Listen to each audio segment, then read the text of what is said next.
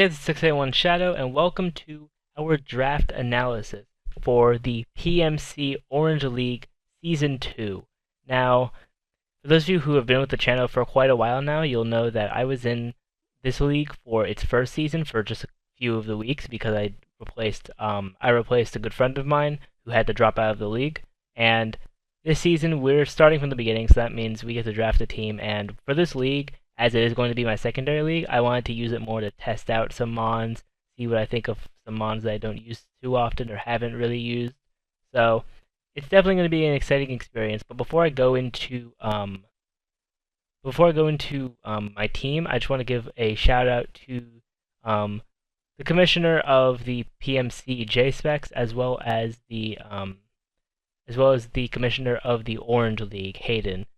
Both of them have been putting in a bunch of work to make sure that everything runs smoothly with the league, and it's definitely gone very well so far. So to go over my team here, and as you can see, I wanted to draft sand for the first time because I've never actually used sand in league format, and I felt like it would be really cool to use it, as I did have an early pick, so I could guarantee Excadrill, and then I was thinking I probably had a good chance of getting a good Sandstream user early on if I took them round 2.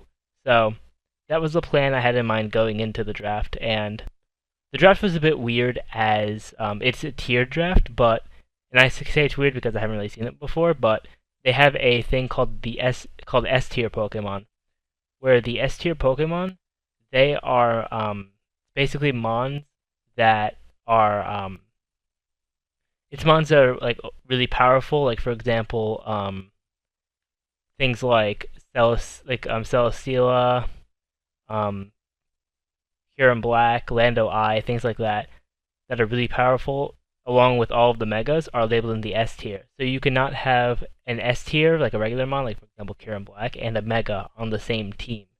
You have to pick one or the other, which is pretty interesting. It's pretty interesting concept, I would have to say. So it's standard GBA. It's 1 tier 1, 1 tier 2, 2 tier 3s, 1 tier 4, 1 tier 5, 1 S tier, and then the 4 free slots for 400 points. So to start off here, the first mon that I drafted, I decided to draft Excadrill because Excadrill is an amazing mon for sand, because of 2 of its abilities. It has Sand Rush and Sand Force, so I can choose to have more attack or have more speed in the sand. And not only that, but Excadrill is great all around because it's a very solid rapid spinner, and even if I decide to not bring sand for a week, I can still bring Excadrill as it gets the Mold Breaker ability, which can be a really big threat to things that have levitate, such as, like, for example, Electros, and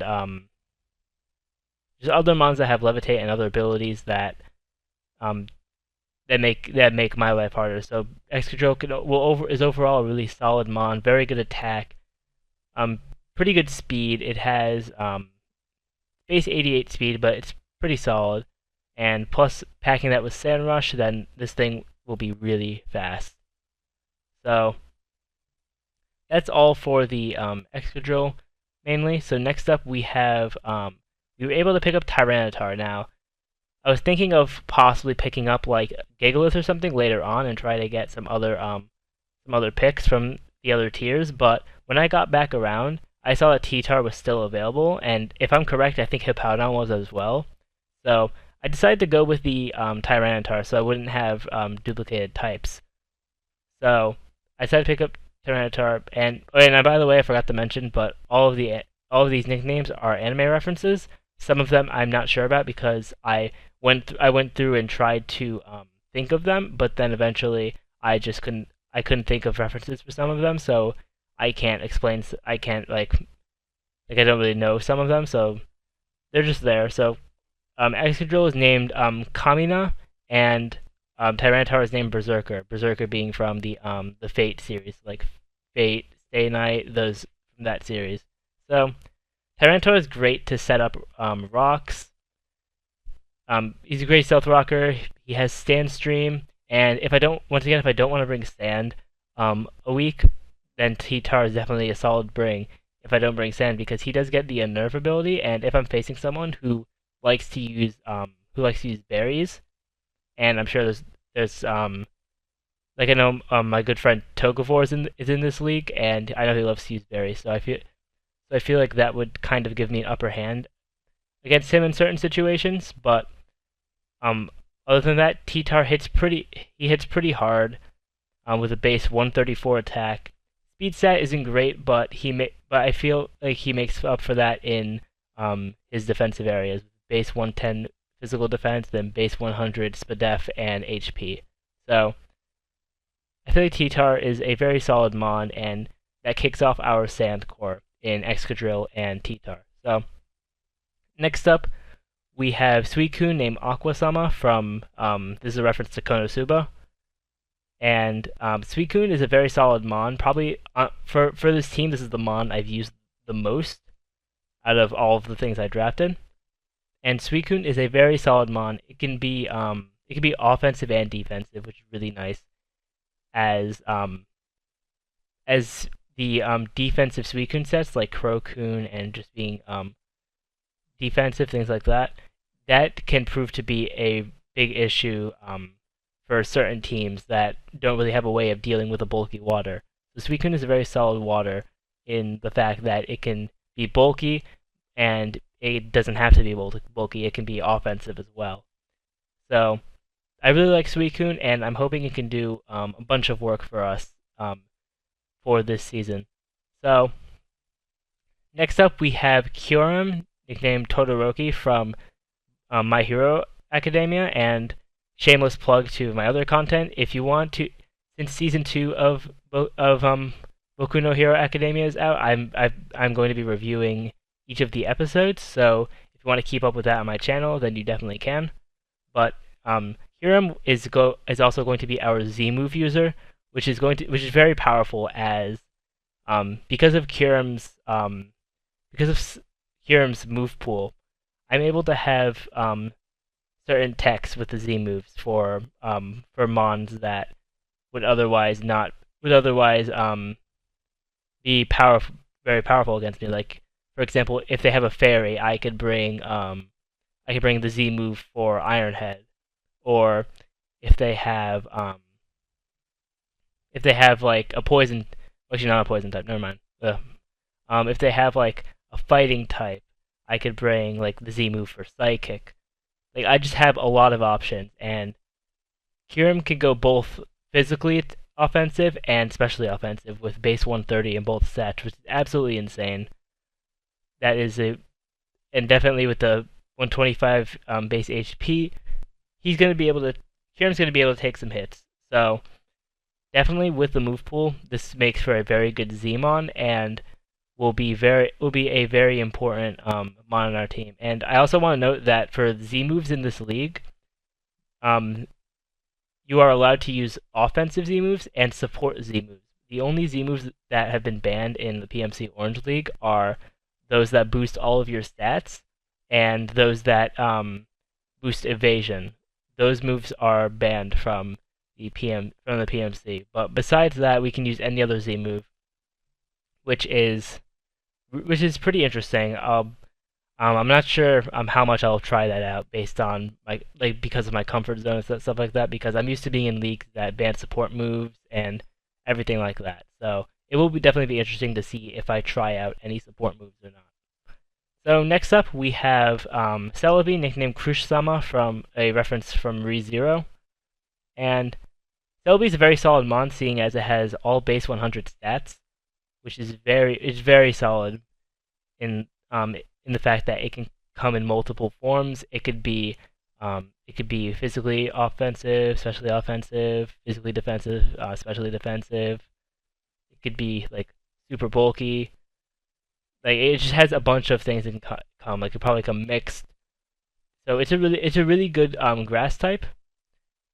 And with this and also with the ability Natural Cure, I don't really have to fear being I don't have to fear being status with my Celebi, as once I switch out, I will be able to take that status off. And Celebi can just overall be a very solid support mon, and I'm really excited to try out using Celebi as I have not used Celebi in the past. So our next mon that we drafted, we decided to draft Darmanitan, nicknamed Bakugo from Boku no Hero Academia, and indefinitely. Darmanitan does round out our Fire, Water to Grass core in Suicune, Celebi, and Darmanitan. And Darmanitan is just a really heavy hitter, base 140 attack, base 95 speed, which is pretty decent. And the fact that it has Sheer Force is just even better, because this Pokemon attack with secondary effects have 1.3 times power and nullifies the effect. So things that have secondary effects, like for example, if I decide to bring, for example, Flare Blitz. Flare Blitz's secondary effect, it has a 10% chance to burn, and so if I bring Flare Blitz, that is a huge that's going to be a bunch of damage. It's base 120 with the high attack stat plus Sheer Force. So things like that just make Darmanitan a very solid physical attacker, and overall just a very good offensive pick for our team. So next up, we decided to pick up the Mega Pinsir, and Mega Pinsir is a really good Mega, seeing as it has a good HP stat, is base 105, and a really good attack stat at base 155. So, and it has solid defense too, and with the ability Aerialate just makes this thing really good, as Aerialate makes all normal type moves into flying type moves, which is stab for a Mega Pinsir. So Mega Pinsir is really good at cleaning up games at the end. Like if you're running like if you have SD, quick attack, return, things like that. Like if a team is low and you have a Mega Pinsir, you can effectively clean the game at the end, which is really nice. So it's really good to have a good cleaner in Mega Pinsir to potentially pick us up some W's in this league. So next up we have Vermilion Scarlet, the Golbat, and Golbat is a very solid defensive mon, especially with the Eviolite. It's our only defogger, so it will play a very vital role in making sure that hazards are off our side of the field. Well, Golbat and Excadrill are our only hazard removal at this point, and basically Golbat will just be more of a supporting defensive Pokemon. Not really. It most likely will not be ran offensively for the season. So I'm gonna be pretty excited to try out Golbat.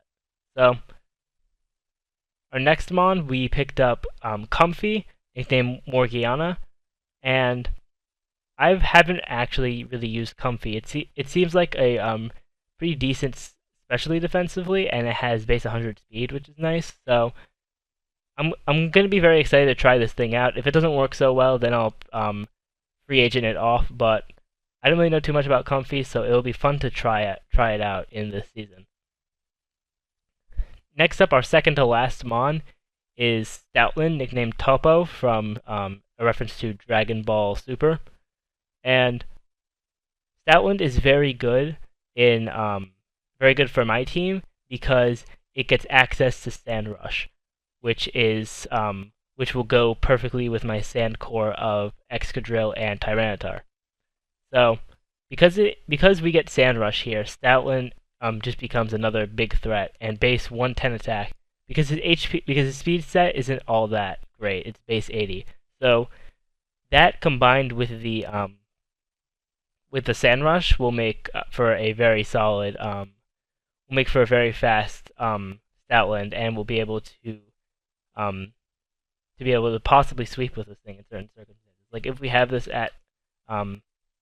at max with nature, it's only 284 max. So you're looking at like almost almost 500 speed, which is absolutely insane.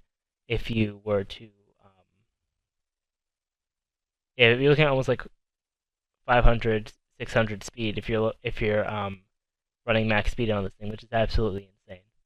So then our last mon on the team is Dusclops, nicknamed Vanir, which is a reference to Konosuba, and the Dusclops is a very good defensive Pokemon for the sole reason that it has base 130 in both defenses, and it's not fully evolved, so you can run Eviolite on this mon, which is absolutely insane. This thing just like tanks hits like you wouldn't. It tanks hits like you wouldn't believe because of its high defensive stats.